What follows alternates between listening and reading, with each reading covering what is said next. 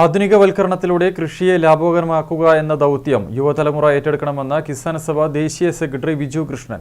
AI സാങ്കേതികവിദ്യ ഉൾപ്പെടെ ഇതിനെ ഉപയോഗപ്പെടുത്തണം. കാർഷിക മേഖലയെ രക്ഷിക്കാതെ രാജ്യത്തിന് മുന്നോട്ടു പോകാൻ കഴിയില്ല. കേന്ദ്ര നയങ്ങൾ പക്ഷേ കർഷകർക്ക് അനുകൂലമല്ലെന്നും അദ്ദേഹം പറഞ്ഞു. കണ്ണൂരിൽ കർഷക സംഘം സംഘടിപ്പിച്ച സംസ്ഥാന യുവ കർഷക സംഗമം ഉദ്ഘാടനം ചെയ്യുകയായിരുന്നു അദ്ദേഹം.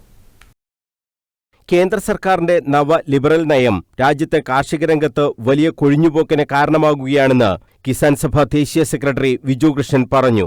കാർഷിക മേഖലയിലെ ഇന്നത്തെ പ്രതിസന്ധിക്ക് ഇതാണ് കാരണം. വലിയ കൊഴിഞ്ഞുപോക്കാണ് കാർഷിക മേഖലയിൽ ഉണ്ടാകുന്നത്. കാർഷിക മേഖലയിലെ പ്രശ്നങ്ങൾ ഉയർത്തി അതിശക്തമായ പ്രക്ഷോഭം തുടരുമെന്നും വിജു കൃഷ്ണൻ പറഞ്ഞു. So the figures would be much higher.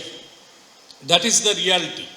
And every day people are quitting agriculture because agriculture is considered as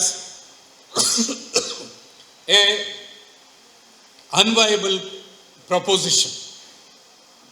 Not just the younger sections, younger educated sections are looking for jobs in the urban center. The attraction for the urban centers and life in the urban areas is very much there. Along with that, we have a paradoxical situation where the unemployed are among the graduates, unemployment is very high. About 29% of our graduates are unemployed. If you look at the figures, every year about 80 lakh of our youth are unemployed and they are in search of jobs.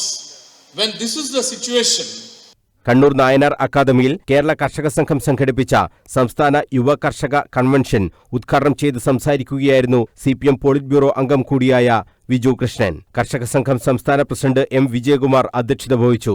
സംഘാടക സമിതി general convener M Prakashan, ജില്ലാ president P Govindan, Valsan Panoli, U Janardhanan, SK Preeja തുടങ്ങിയവർ സംസാരിച്ചു. News bureau, Kannur.